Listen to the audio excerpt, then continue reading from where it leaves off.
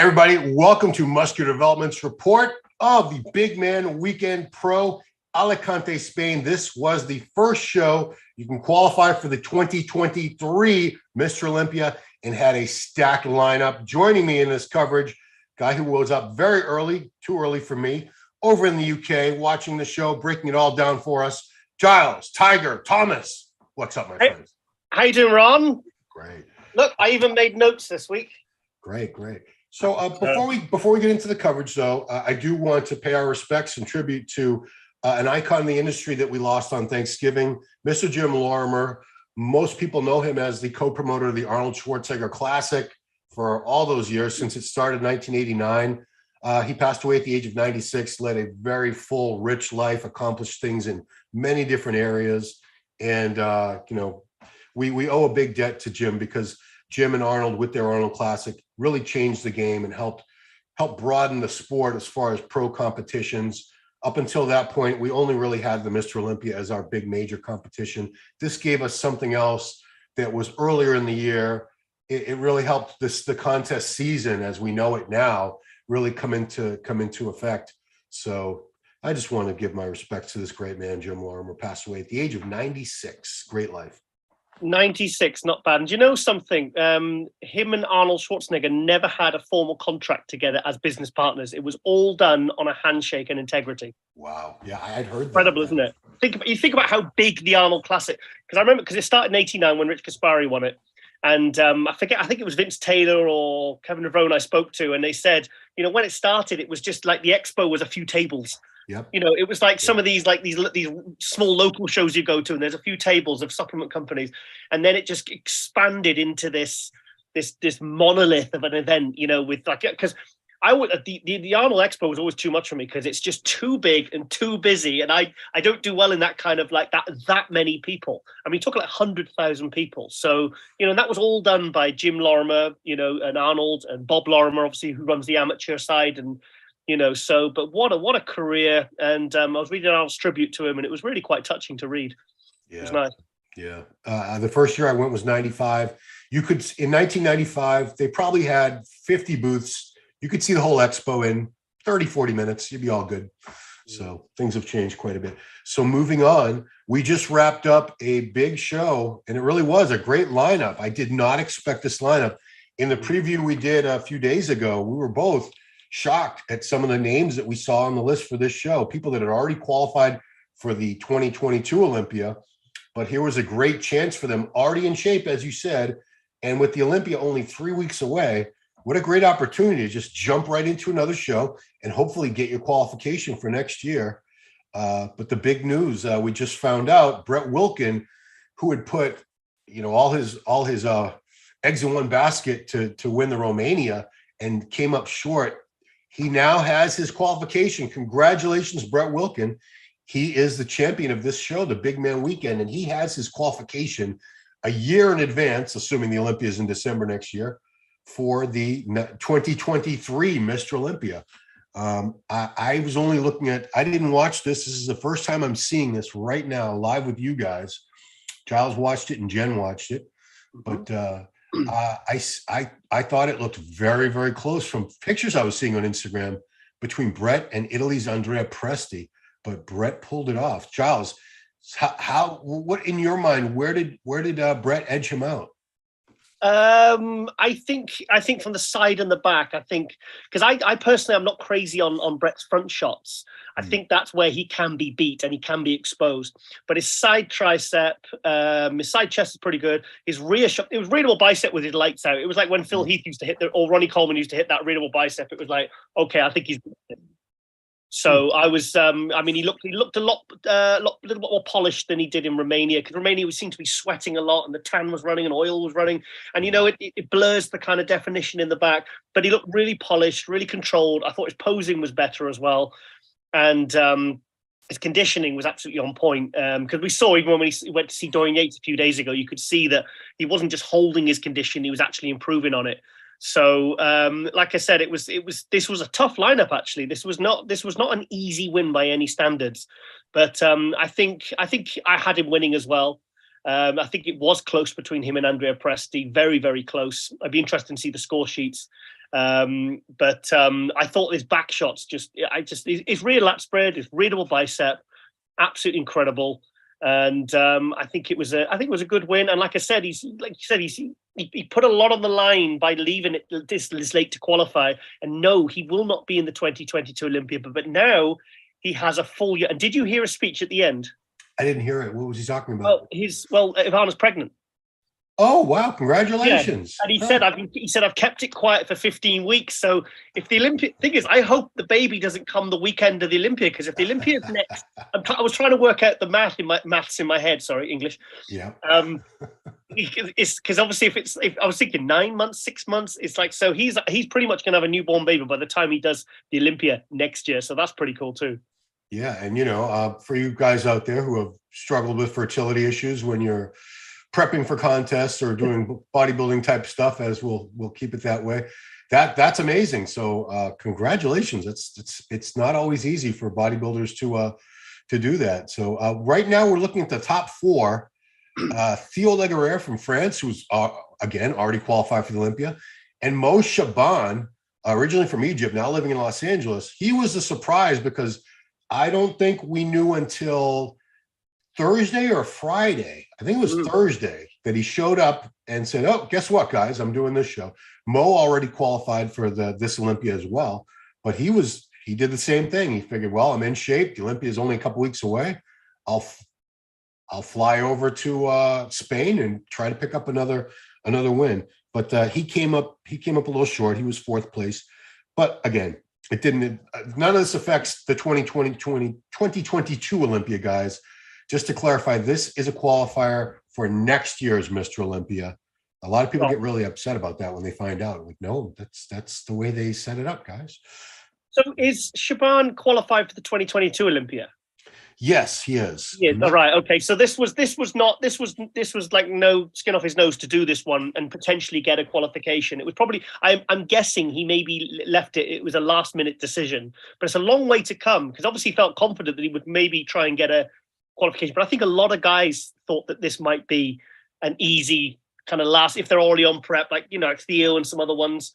I think maybe they thought, okay, well, I'll throw my hat into the ring, and because if I get a qualification for next year, I don't have to prep separately for another show to qualify for next year. So I think it's I think a lot of guys put it on the line for this one. Yeah, and we're looking at Roman Fritz there. Roman, great season. He had several top 5 showings this season.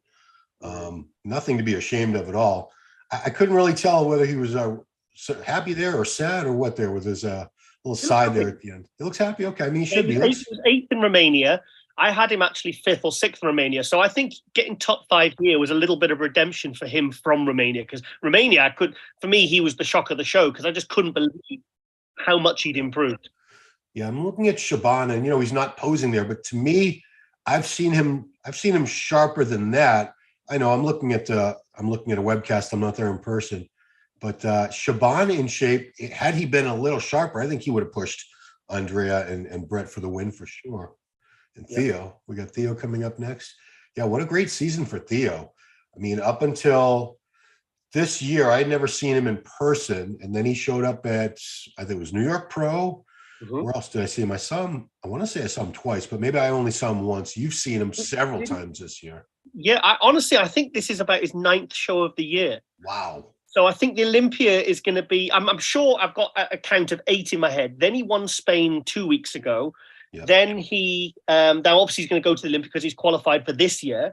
So he's really, do you know what? I don't know. I'm going to get him on Global, because I want to find out how he manages to peak so well for so many shows, because I have never, ever seen Theo Leguirrer off. I've never seen him. He's always in condition. His posing routine was absolutely fantastic as well. And I don't know how he manages to just hold his peak and not burn out, because some of these guys just seem to just fall off. But he's just kept going and going and going and going. So, I mean, he's I thought Theo looked great. And I thought he looked really, really good, as he always does. And again, when you see him next to the other guys, you realize just how big he is as well. Yeah. And, it's one thing to peak for a bunch of shows that are close together, but he's been doing shows all year. I believe New York Pro was his first show of the season. I could be wrong about that, but that was back in May. Yeah, now we're looking at Presti. Same thing with Presti. Presti, I saw him at New York, and he's been competing basically all year, every couple months. Second, wasn't he, in New York? Yeah, second, and he doesn't look any the worse for wear to me, considering how many shows he's done this year. I think it's a Euro thing. These European guys seem to be able to peak for many, many shows. A little better. He won Portugal, didn't he? He won Portugal back in, that was July. Yep. That's right, because I went to A&E. And yeah, no, because that's how I remember it. That's how I remember it. It was in July. Oh, so yeah, the Portugal Pro. So he's won that. So he's going into the Olympia with a couple of wins. But I was really, really impressed with Andrea. I liked his posing. I liked it. I thought his conditioning was good. He will be sharper for the Olympia though, because I have seen him a touch sharper. Because with Andrea Presti, it's all in the quads. Like his quads are the last place to come in. And the thing is, because his legs aren't the biggest, they have to be really dry and separated. And I just think he was just a couple of % off being, perfectly peaked for this. So I expect him to be bang on for the Olympia, because I have seen him in better condition than this. Yeah, like I said, but these are people that they set a standard for condition that we're accustomed to seeing them. It's looking so spectacular. If they're like 3% off, we notice it. Like Dexter's the best example from the old days when Dexter used to be the most ripped guy on stage many times, but people say, a little bit off. Well, I've seen Dexter better. So here we're seeing the awards. I love Presti's shoulders as well, because they're huge and they're stripy. He's so wide. I mean, and you talk about the back shots where Brett was beating him, but Presti's got some killer back shots. His rear, when he hits his rear double bicep, it's just enormous because he's so wide. His clavicles are so wide. Yeah, it's a shoulder to waist, isn't it? It's a really nice. So when you scan in the lineup and you see the guys with the shoulder to waist, your eye is really drawn to those guys when they're just stood there front relaxed. So, and because Presti isn't a really complete physique. He still lacks a little bit of size and thickness in the legs and the front and also the arms. But there's so many other good attributes to his physique. It makes him overtake the guys who maybe are more complete. Yeah, Brett, I have to hand it to Brett. He looked improved to me in terms of size, especially in the arms. Not that they were weak before, but they're bigger now than I ever remember them. And I think that was one of the areas he probably overtook Andrea. Look at the size of Andrea Presti's shoulders. Good Lord. The size of his head. Maybe he's just got a small head. That's why. But yeah. I mean, it was close, but I have no issues with Brett winning. Brett's got some killer. Look at that side chest on him. Wow. The whole top four was very close, mind. I mean, I personally would have. I actually didn't have Shaban in the top four because you know me. I like separation. I like conditioning. I love Shaban's physique. He's very complete. He's not missing anything. But for me, he lacks separation and detail. So for me, I would have put him outside of the top four, and I would have had, say, Andrea Muzi. Muzi for me was the shock of the show. That was the one. That every single show there's a holy shit moment. And that was my holy shit, because it was like when I was in Romania, it was Roman Fritz, because I couldn't believe how much bigger his upper body was. But here it was Andrea Muzi, because I thought because he'd done so many shows like Theo, I thought he was starting to drop off. And if you remember the last show, I think it was Italy, the back shots were just really messy, really, really bad. And he looked very flat, and you could see his body was starting to get tired. He came out at prejudging, and I watched this morning. He came out at prejudging, and I was just like, wow. And you know another thing I noticed about Andrea Muzi? It was his color and his sheen. I mean, I don't know what it looked like in person, but on the live stream, it looked absolutely incredible. And it really highlighted his conditioning. And I think this is the all-time best Andrea Muzi I've seen. And personally, I probably would have snuck him in fourth. So we're looking at, I guess, the second call out here right now. Yeah. So don't kill me, guys, but is Muzi the one on the left or the right? Green. He's in green. Oh boy, so he's none of those. The worst. The third one, right? You've got. Do you want to go through the guys? Well, let's see what I know. Sibasusu there. Yeah, Sibasusu was a question mark. I was wondering what he was going to look like. He looked good. Looked good. Could have, yeah. Could have been Milan Shadek. Yep. Ron, from the left, that's Dani Kaganovic from Israel. Then you got Roman Fritz. Then you got Sibasisu. Then you have Andrea Muzi in the green trunks. Oh, there we go. Then you have Milan Shadek And then you have, I tell you, and there's a new guy. This guy, I know we spoke about him in the preview. I saw him in Romania, and he made top 6 in Spain a few weeks ago. Is Pablo? Is that Pablo on the right? Yeah, he looks good. He's really good. Oh, it's moved now. Yeah, this is a guy we've got to keep an eye on. And the Gabriel, who's doing the live stream, Gabriel Pari, usually doing the MC, and he was doing the live stream commentary. He said he's really young. So I kept waiting to hear his age. And I've tried to get him on Global, but he said he wants to learn better English first. But I tell you what, this guy, he's got like classic aesthetics with open guy size. He's very, very good, and I think we're going to be seeing a lot more of him. So who's the best of this second call out? Would you say it was Muzi? Oh, Muzi, all day. Yeah. All day. I was so impressed with him. I mean, because like I said, you kind of think, okay, I can predict how he's going to look in this show. And I did expect to see him to drop off. But then I saw some pictures he was posting the other day. I think he was with Milan Shadek. And in the gym shots, he looked absolutely incredible. And I thought, oh, that's probably not going to translate to the stage. He's probably just showing some well-lit, it's probably a lot of pictures he's taken. But my God, when he came out, I was just like, wow. Do you think an argument could have been made that he could have been top 5? Yes. I would have. I had him 5th. I didn't have Roman Fritz in 5th. I had Muzi in 5th because I just he still needs a bit more chest. But I just that's really nitpicking. But you know what? When he stood in the lineup, he was probably with Theo. He was one of the biggest guys up there. I mean, he was big. He was conditioned. His color was great. He got the stomach under control. I just thought he peaked. This is the best peaked Andrea Muzi I've ever seen. Yeah, his front lat spread is a great shot. I could see the side shots. Maybe he needs more tricep. I'm trying to see why they. No, it looks good there. Because I would have probably had him. I love Roman's physique as well, but I look based on what I see here, I would have no problem putting him ahead. Yeah. Had it gone that way, but Milan Shadek was getting a lot of love from the judges. He was in first call out.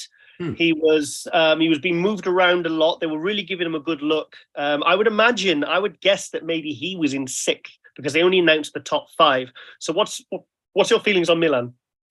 I'm looking at him now in the back shots. I think a little more back thickness would help him out a lot. He's got great shape. He's not the biggest guy, but beautiful shape and symmetry. Gets peeled most of the time. A little more back thickness, I think, would help him out for sure. Yeah, fantastic. He's always had amazing legs. The first time we met him when he was like 20, I think he was like 20 or 22, something like that. No, he was 24, and it was 2013 backstage at the Arnold Classic Amateur. God, what a memory. And I told him to drop his baggies. Filming it. We were walking around back. You and me were walking around backstage with the mic. Yep. And then I remember you, and they put the camera on you, and you went, "Wow." Yeah, he had great legs even back then. Yeah. So yeah, this Pablo guy, what's his last name? Pablo Lopez Munoz from Spain. He's really good. He's got great potential. Siba Susu, though, I could see Siba Susu coming up the ranks. He just needs a little more condition, maybe a little bit more size, but look at the shape and the frame on that guy. I think Siba Susu, when you see him was walking around in the pose down, you could see he had the kind of shape that he's got the potential. I keep saying he's got the potential to go really, really far. Probably a lot more than a lot of other guys that placed ahead of him today. I think he's still a work in progress. I still think he needs more back. He needs more lower lats. He needs more kind of detail and kind of more in the posterior chain, because you don't want to end up with Lionel Bayeki syndrome and never address that. You need to have those, like Brett did, the glutes, the hams, the really kind of pop-in calves. And I think he can still do it because he's still, what is he, about 30? He looks like a young dude to me. Yeah, so he's got time, and he seems to have a good team around him. I took him on Global last year, and he's really very pays a lot of attention. He literally lives like a full-time athlete. Do you know what I mean? So I think he's one to watch out for, and I hope he's not too disappointed with this show because this was a really, really tough show. Yeah, I mean, it's like you said, that this was a lineup nobody expected. We all, when I saw this show was happening, I was like, oh no, this is going to have the worst lineup. It's going to be a bunch of C-listers. No, nobody of importance. No, not taking away anyone's achievements. And 25 guys turn up. Yeah, 25 guys, and 3 of them will qualify for the Olympia already. 4. Yeah. Yeah. So incredible. It was honestly. To be honest, this was one of the biggest surprises surprise shows of the year that I kind of wish I'd gone to now, actually, because I was thinking, oh, this is going to be like 7-8 guys. They're going to be, it's just it's not going to be, and it just turned out to be one of the biggest shock shows of the year, and an absolutely incredible lineup. I mean, when you saw 25 guys lining up, it was like the old Night of Champions shows. We'd see like 30, 40 guys, and the quality as well. I mean, there's guys that like Kokeni, Bella. I mean, he wasn't even looked. He got like second, third call out. And this was a guy that was coming third and being compared in first call out to Krizo and Jan Turek. He didn't make top 10. I don't think, was it? Wow. Top 10. I don't think. There's a guy that came second to Krizo a few weeks ago, and now he's coming out, and these guys are making second and third call out. And thing is, they look good. I mean, it's nobody came in crazy off. So there's guys kind of coming in condition that weren't getting probably top 5, maybe not even top 10. So it was really, really impressive. You know what I'm also realizing is we're having all what we used to consider post-Olympia shows. They're all happening before the Olympia now, I believe. Confusing, isn't it? I don't think there's anything after. I'd have to look at the schedule, but I don't think there's anything after the Olympia because, what's it going to be in January? Because the Olympia is almost the end of the year, for goodness sake. Let's get to a couple of the comments from our live chat. We appreciate you guys participating. That's why we're live. Anton Halloran says, congrats to Brett and Ivana. Amazing news. Yeah. That's a blessing, man. Wishing them the best. He also says, Roman gets screwed all the time. The guy could have easily placed third. No. One more year, he's for sure going to be winning or getting top 3. No, disagree? Yeah. Roman has a lot of fans. He's got a lot of kind of real fans that are really rooting for him. I think it's great to see. I mean, I noticed with the Germans and the Brazilian fans, they have really dedicated fans, and I love that. Like Iran, with Hadi and everyone's, and the Dino bloody emojis for the Brazilian guys, Roman Dino. So it's nice to see that Roman Fritz has such amazing support because he is really, really good. But I thought 5th place was fair. Yeah, and Hassan who's on many of our lives. Thank you, Hassan. Roman is still in progress to learn himself. Once he solved that story, he had two hip replacements. Yeah, that's true. 2 hip replacements. Goodness gracious. Wow. He's got all kinds of titanium in his hips, and he's still kicking butt. Yeah. So good for him. I don't. Let's see, Jen's there. Well, we're talking to you, Jen. Ivana's got the due date. Oh, okay, Giles. So we're good for the Olympia. Ivana Ivusic is pregnant, and May 22nd, the baby's coming. So plenty of time before the Olympia. The baby will be walking and talking and driving a car by the time the Olympia comes around. So if the Olympia's in October, we estimate next year, they're gonna 5 months. They'll by that time they'll know exactly what they're doing. They'll be into a good groove of. Yeah, I mean, it could be. We don't know. It could be December, and we have no idea. In fact, we're hearing about you were. Can we talk about where the Olympia might be, Giles? Is that okay? You think? Yeah. Well, obviously I was in Romania, and Jake Wood asked if he could join us for lunch. And I said, "Yeah, come on, of course he can." No, you can't join us for lunch. Oh, sorry, no. So it's just me and Lauren. Yeah. Anyway, so he said they're considering, because I spoke to Dan last year, and he said they were what they were thinking about discussing at the time. This is not definite. Was moving the Olympia alternating between East Coast, West Coast. So Florida 1 year, Vegas. Yeah, to really kind of facilitate all the companies that maybe from the East Coast that don't want to travel all the way to the expo. So obviously that was last year, and obviously things happen very quickly. And Jake was saying that in 2024 they're considering taking it back to the Mandalay Bay. Wow. Or the MGM Grand. He said the problem with the Mandalay before was because of the Olympia Expo being so big now, the space that they used to have the Olympia Expo in back in the 2000s, back up to, what was it, 2004, 5? Yeah. 2004 it moved, didn't it? Yeah, because when D'Amelia left. The Expo space at the Mandalay was not big enough. Right. So now, but he said now they increased it by 400,000 square feet. Oh. So, and remember, it was all under one roof. Remember that time? Yeah. So, yeah. So I think it's going to be Planet Hollywood this year and next year, and they're considering a lot of things, but that is one of the options. You remember when it was all under one roof, the show and the expo. It's just so much easier. So much easier when you have to, they always have to credit the Olympia promoters, past and present. They've always had shuttle buses taking people to the different locations. So if you're staying when you were at the Orleans, they would have shuttle buses out the back that you could take to the expo. but it's just so much easier when you don't have to leave one space, when you never have to see sunlight, like a vampire. I remember but just queuing for the shuttle and burning to death.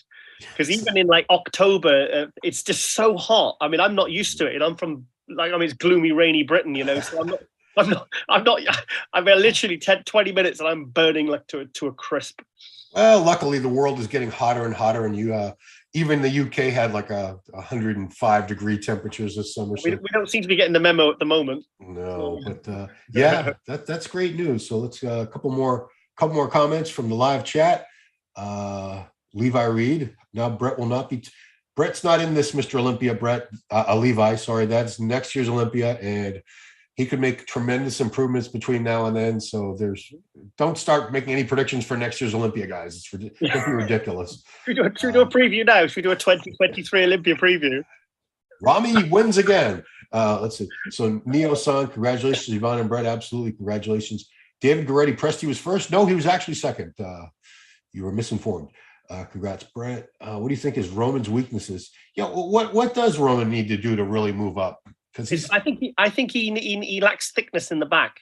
And I think because his rear shots are really good, because his glutes and his hamstrings are so deeply carved out and separated, and he's got a really nice kind of V taper, a nice X frame, and now his upper body is caught up with his lower body. He's very balanced. But for me personally, when he hits that rear double bicep and the rear lat spread, I'd like to see a bit more meat on the lats, because they're wide, they're very, very nicely angled. Do you know what I mean? Yeah. But I feel like they just need a little bit more kind of thickness and development. I think it would just set off those two poses, especially. Also, his front lat spread, he looks a bit straight up and down. So I think a bit more back would give him a bit more it would open him up a little bit.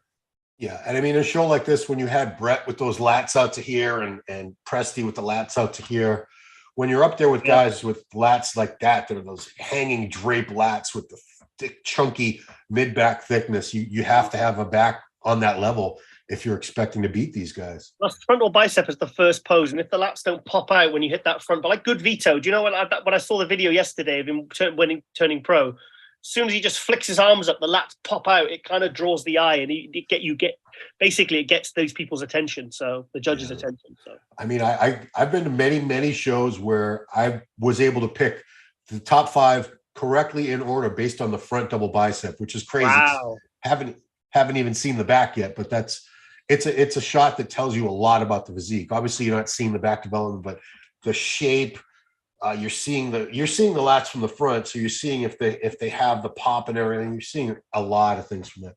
Also, going back to Brett Wilkin, his posing routine was a lot more controlled and a bit more polished and professional for this show, because he looked. I don't know whether he was a bit flustered or nervous or whatever, Romania, but for me, he looked really. He looked a lot more. It was much more big improvements in a very short space of time. So I was pleased to see that. Yeah, you were very critical of posing and condition, as am I, because we're spoiled. We came up in I go back a little further than you, but not much further. But posing was always emphasized. We saw guys like Lila Brada, Bob Paris, just some amazing posers over the years. So we have very, very high standards. So, and it only helps. It only helps if you have a fantastic physique and a fantastic posing routine and presentation. Wow. But yeah. So here, for people looking at the comparison here, wondering why it went the way it did, I think Brett, just his physique flows a little better than Andrea's. It's more balanced. The shape's a little better. I think his side tricep and his rear double bicep, Brett Wilkins, is absolutely fantastic. I mean, those are like perfect shots for him. That's the two shots that really, really draws the eye. Yeah, I really think his arms have come up a lot. Maybe they were already big and I'm just noticing it now. I don't know. So let's take a second just to promote some new things coming up tomorrow morning, 9:15 a.m. Jen, is that where we're going to do the Kevin drop? So tomorrow morning, guys, we have MD Leveroni report with special guest Xiaoming Yan, who was the overall amateur winner at the Romania Muscle Fest, and then jumped right into the open show the very next day. He took 7th place. I got the placing. 5'1", 220 pounds on stage. Giles and I both think this guy is going to be devastating 212 competitor very, very soon. So we did a little interview with the translator. he won't be returning to the stage probably until next fall, but Kevin actually wants to bring him over to the States in the spring for some kind of tour because he's one of his athletes. He represents the brand over in China. He was absolutely incredible, but I really hope he goes 212 for a season and then goes to open, because I mean, even as an open, I don't think he can fit that much more size on his frame. I think he needs to. I'd love to see him at a more refined version of him at 212, because that's only 8 pounds off. He would. I mean, I don't think there's any 212s that could beat him. Actually, I think he's a top 3, top 5 Olympia 212 guy. But let's see what he does, because some guys maybe he's just one of these guys that's just like last year was 200 pounds or something, and now he's just continually grown. But I saw a video he posted actually, and you see him posing with the vest on, and he looks like a cartoon character. It's absolutely phenomenal. And I can't believe, because I tried to get him and he turned me down twice, because it was the English. It was very funny English, but it was he responded and he says, "I can't. I'm so sorry." I thought, and then maybe it's because he was doing that with you. So that's at least we got him. That's the main thing. I'm just glad that you got an interview with him, because I really wanted to give this guy some publicity. So as long as you or me gets him, that's cool. Yeah, and just a little tidbit about him is that Shanghai, the gyms have been shut down many times over the past couple of years. So he's had to do a lot of training at home with just some dumbbells and a bench. They never really got out of the quarantine fully. Shanghai, China. They've had a rough go over there. It's amazing how some of these guys like Ian Valliere and Sean Clarida was still managing to not just maintain their physiques, but improve their physiques with very basic gym equipment. It makes you realize actually sometimes you don't need all these. What you actually can achieve is just like the guys in the 70s. They're like Arnold and all them, but just with barbells and dumbbells and very, very basic equipment. The best example is Bumstead, because he was training with Valliere. They were training at home. I think they put up a lot of videos during the 2020 season. And that's the year that Bumstead made that big improvement in his physique with the back and the arms were improved. And he said in one of his recent videos, that's the best off season I ever had. It was, without a real gym. I didn't even think about that, because 2020, that was when he completely transformed his physiques. Yeah. I'm sorry. And Clarita said the same thing. That's when he made the most improvements. And he was in some private studio of a friend that was a personal trainer, and there was not one machine in the place. It was all barbells and dumbbells. So he said, all I was doing was squats, bench press, deadlifts, all kinds of free weight movements. And that's the year he won the Olympia, 2020. So amazing. That's amazing. We all need to train at home. Apparently, we got to get away from these commercial gyms. When I lived in Wales, I only trained arms at home ever for the first 8-9 years of no longer, 10 years or something. I was training arms in my bedroom, and I had an easy bar, a barbell, and I used to put my feet up on the fire and do bench dips, and I did the same arm routine for 10 years, and I had decent arms, So you put your feet up on the fire? You shouldn't be doing that. Bench dips? No, it was like a wooden thing, and I put my feet up on the thing, and and I know. I'm just being goony crap. So another show we're going to be starting after the Olympia. I keep having I don't know if it's going to be called the Tiger and Ronster Power Half Hour or the Ronster and Tiger. I don't know. I have no problem giving Giles top billing. He's a cool dude. I want my name first. Could we combine our names somehow, like Brangelina? Like Brangelina. Ron Tig, I don't know. That's going to be rough, but I'm looking forward to it because I think some of the best things we have are going off topic a little bit. We'll be talking about a lot of bodybuilding topics, but there's going to be other stuff in there too, guys. I want to keep it real interesting and lively. And if we talk about Walking Dead every once in a while, don't get angry. It's a show we both follow for many times. But Ron, even if we just talked about some of our experiences in the industry and the life, I mean, I've got 27 years in the industry, and you've got longer. I think even if we just talked about those stories, I think some of those would be quite exciting to talk about. I think the first show should be about that Mandalay Bay when we kidnapped Kevin Leveroni and Zach Kahn. We went in the limo to that party. That should be our first. Yeah. I said, guys, look who I've got, and I threw Kevin Leveroni in the Callout. That's right. The stretch limo, wasn't it? Who lost a shoe that night? You? It was me, and Adina ended up having it in her handbag. Okay, well, I lost a wallet. Luckily, I got it back. It was in the bathroom. The guy had a duffel bag full of wallets of idiots like me that were so drunk they drop your trousers in the loo, and the wallet falls out, and then you walk out of the bathroom, and 5 minutes later, like, oh no, my wallet's gone. Anyway, we'll talk about it later. But that's a great new show, and that was Jen's idea. Thank you, Jen, for thinking of that one. But it's You know called me, I like to talk, Ron.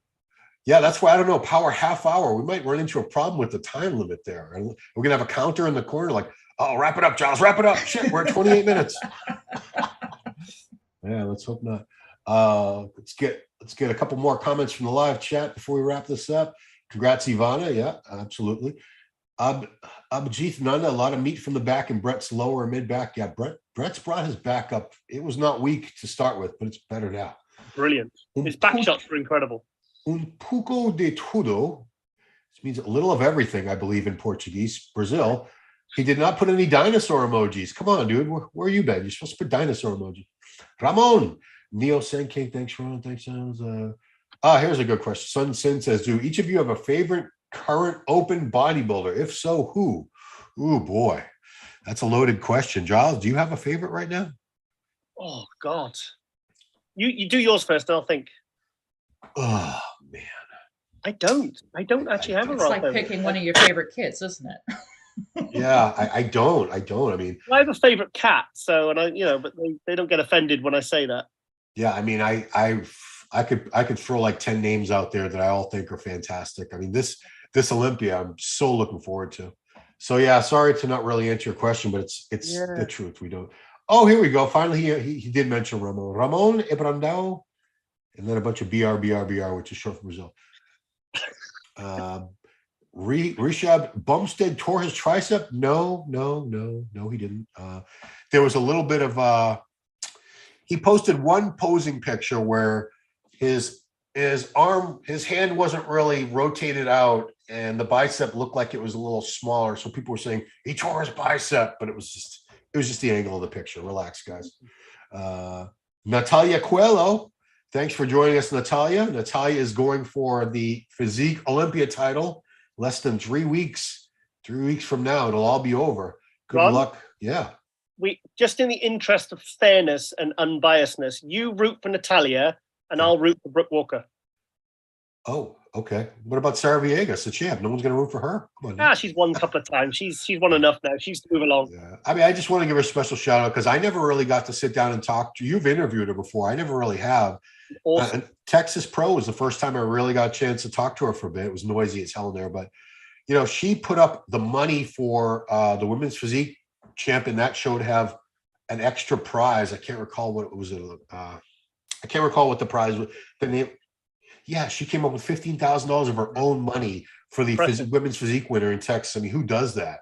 Yeah. As a reigning champ, I could see somebody retired, giving back to the sport, but she's still on top of the mountain. That's unheard of. So good for brilliant. you. Brilliant. Natalia says, good morning, Ron. Good morning, Natalia. Giles and Jen, you were in there too. I was scrolling down. Samson, Good morning, Natalia.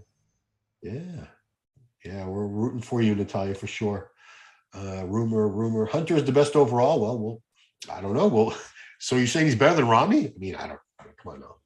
We'll see about that. I mean, anything can happen, guys. And every time no matter what I'm talking about, it always goes into an Olympia preview kind of thing. Yeah, but I'm just going back to my notes. I said the second call out. I said I'm torn between Theo and Muzi for third. Yeah. That's how impressed I was with him prejudging. I thought he faded a little bit by the night show, but I actually thought he could have been in third. So he's probably got 3-4 placings lower than that. Yeah, I mean things can change, and that's the whole.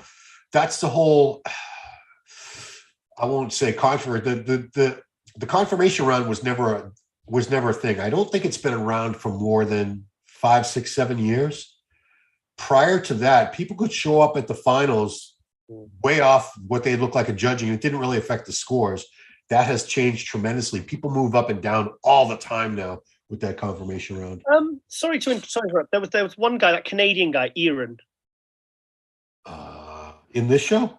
Yeah, he was in the big, huge Canadian guy. Oh, Aaron Gawley. Okay. I tell you what, his conditioning was off, but I tell you what, there's a guy with some serious potential as well. There's another guy I saw. I thought, okay, this guy needs to make some changes, but a few simple tweaks and he would move right up.